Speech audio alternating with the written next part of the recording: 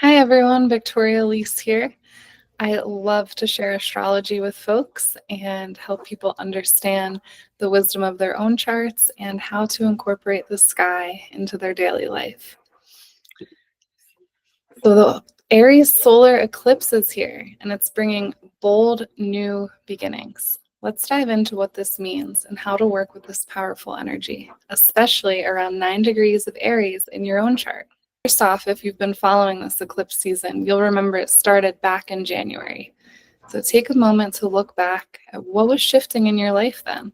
What was just starting to boil or bubble, and grab your awareness. This is where the eclipse is activating energy and pushing us toward big new beginnings. So look to 9 degrees of Aries in your birth chart to understand where this eclipse is taking place in your life. It's the area that's being lit up. This is a place where a bold shift can happen and may already have been taking place.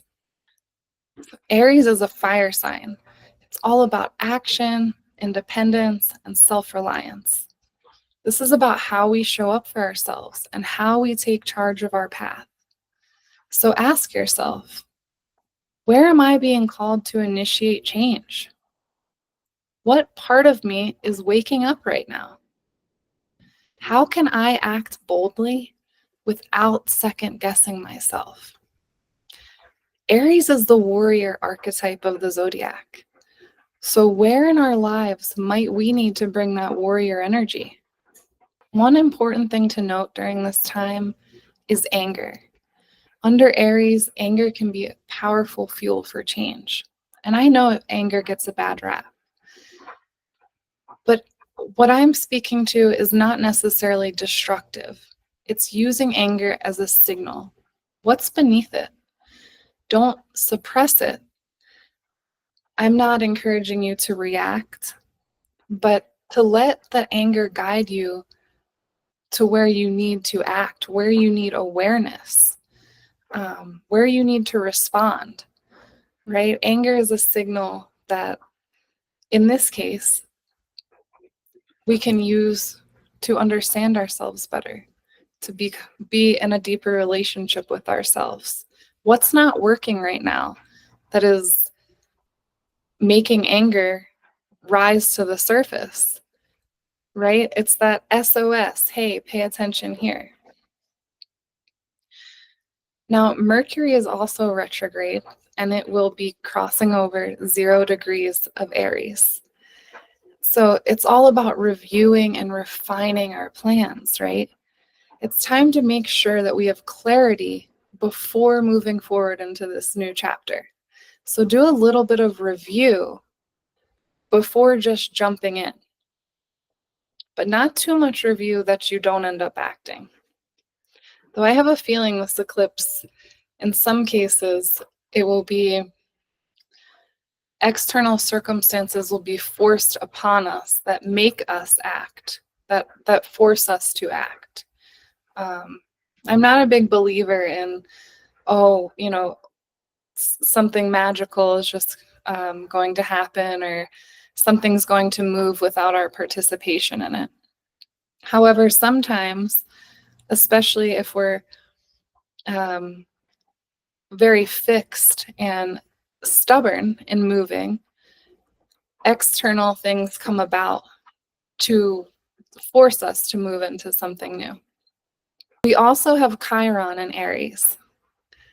This is a powerful time for healing wounds around our ability to take action and be seen and stand up for ourselves, to carve out our own independence. This is especially important if you're born around 1977, because you're in your Chiron return right now, which means that healing is especially potent and accessible for you, especially around these topics, these Aries topics, these Aries themes and energies.